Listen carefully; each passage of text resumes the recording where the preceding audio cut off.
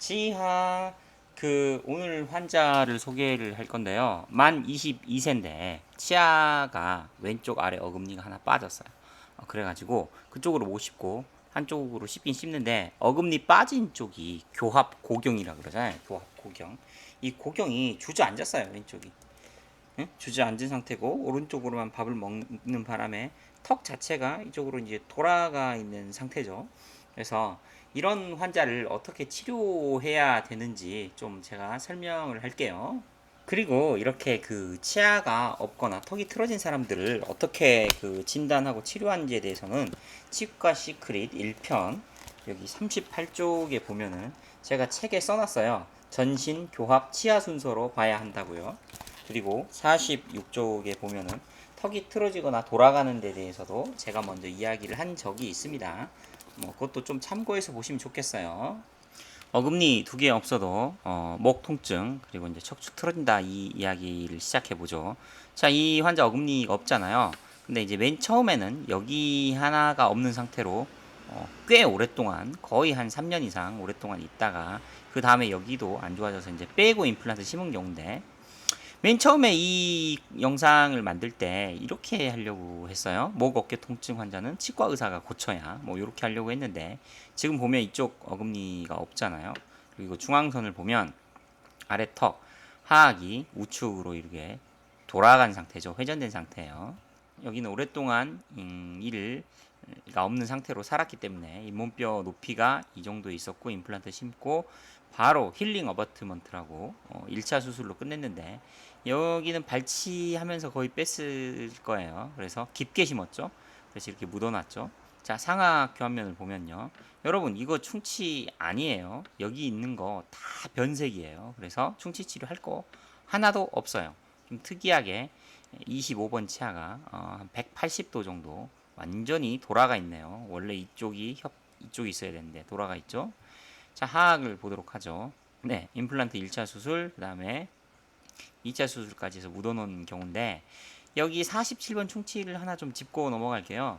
어떤 치과에 갔더니 이걸 충치 치료가 아니라 신경 치료를 하고 보초를 씌우자 그랬대요.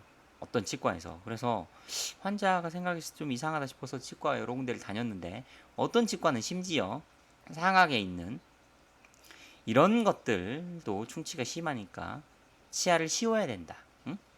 그러니까 이 멀쩡한 생띠를 신경을 죽이고 보초를 씌우자는 이야기를 한 거예요.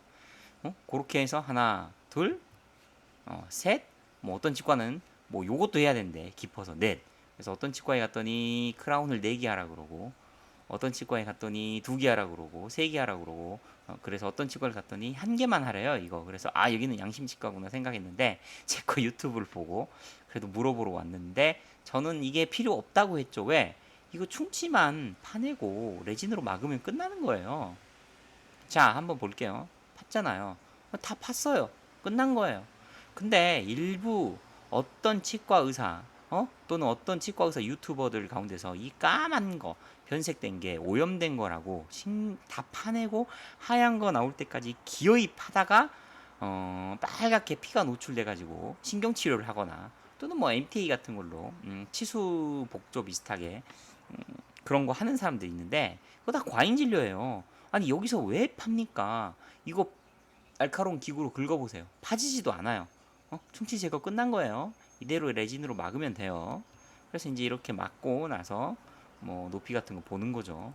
그 레진 판 게 여기까지예요. 여기까지. 신경은 여기까지예요. 여기까지만 파면 아무 일 없는 거를 까만 거 파내다 보면은 시려지거나 여기가 노출이 되면은 신경치료 하는 거예요. 미친 짓이죠. 멀쩡한 생리를 파는 거예요. 자, 이제 원래 목표로 다시 돌아와서 중앙선이 이렇게 좀 안 맞잖아요. 딱 이걸 보는 순간 저는 이제 이런 생각이 들어요. 아, 이 사람 목 어깨 엄청 아프겠구나. 경추랑 척추 틀어졌겠구나. 이런 생각이 들잖아요. 안 들죠, 여러분들은? 대부분 치과 의사들은 여기 어금니만 2개, 해주면 환자가 밥을 먹을 수 있을 거라 생각하죠. 임플란트 2개짜리 환자로 생각하잖아요. 아니에요. 임플란트 2개는 당연히 해야 되지만 이 환자는 치아 교정부터 임플란트 먼저 심어놓고 치아 교정해서 인체 균형을 맞추고 그 다음에 그 맞춰진 균형에 맞춰서 임플란트 부최종 보초를 해야 되는 사람이에요. 교정 환자죠. 그러니까 치료비 이런 사람들 한 1200 정도 이상을 생각하는 게 원래 맞는 치료예요. 왜 그런지 보면은요. 자, 우측은 중앙선이 우측으로 돌아가기 때문에 3번 치아랑 여기 3번 치아가 유도가 잘 나와요. 잘 물리죠. 그러니까 우측 교합은 괜찮아요. 손댈 게 없죠. 그런데 좌측을 보세요. 여기 3번 치아랑 아래 3번 치아가 이렇게 떨어져 있죠. 4번 치아도 떨어져 있죠. 그렇죠? 자, 이렇게 떨어진 환자들을 이 어금니를 임플란트 2개 심는다고 해서 밥을 먹을 수 있냐? 네, 밥 못 먹습니다. 임플란트 심어도 밥 못 먹어요. 왜? 사람들이 어금니만 있으면 밥을 먹을 거라 생각하는데 교합 유도 기능이 적절히 나오지 않으면 밥을 못 먹어요. 치아가 있어도. 그래서 교정해서 이게 붙여주는 게 원칙적으로 맞고요. 저 같은 사람에게 오면 치아 교정 비용이 부담스럽다거나 여러 가지 문제가 있으면 이제 여기를 이제 유도 레진해서 일단 이 상태에서 맞춰주는 경우도 있죠. 자, 이 환자의 정면 얼굴 사진이에요. 이제 초상권 보호를 위해서 제가 처리를 했는데요. 눈선은 정확하게 제가 수평을 맞춰놨거든요, 사진을. 근데 입술선을 보세요. 입술이 이렇게 틀어져 있죠. 이렇게 올라가 있잖아요. 네? 이렇게 올라와 있잖아요. 그러면 왜 여기 교합 고경이 주저앉았어요? 주저앉았어요. 여기 어금니가 없으니까. 그렇죠? 그래서 이 환자는요, 원칙대로 얘기를 하자면 임플란트 심어놓고 치아 교정을 한 다음에 치아 교정을 한 다음에 중앙선 맞추고요. 교합 유도 나오게 하고요. 그 다음에 어금니 물리기 한 다음에 내려진 교합 고경. 교합 고경이 낮아진 거 있잖아요. 그걸 높여야 돼요. 그걸 높여서 왼쪽 턱이 주저앉은 거 이거를 펴줘야 돼요.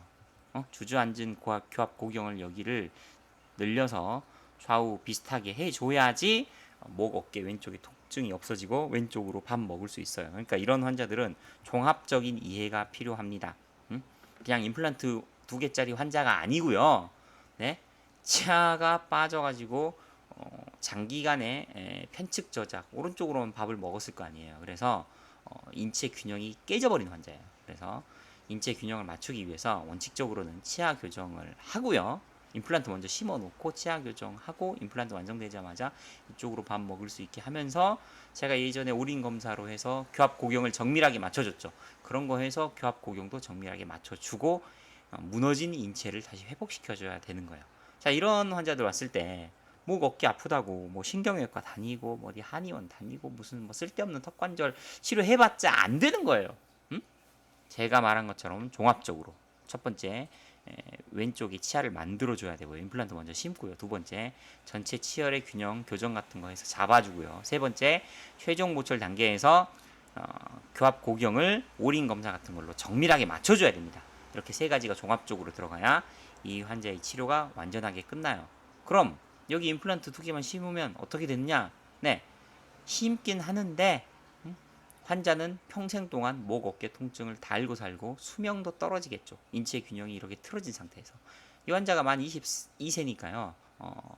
정확한 치료를 해서 좀 올바른 인생, 건강 수명을 100세까지 좀 누렸으면 좋겠어요. 이만 마칠게요.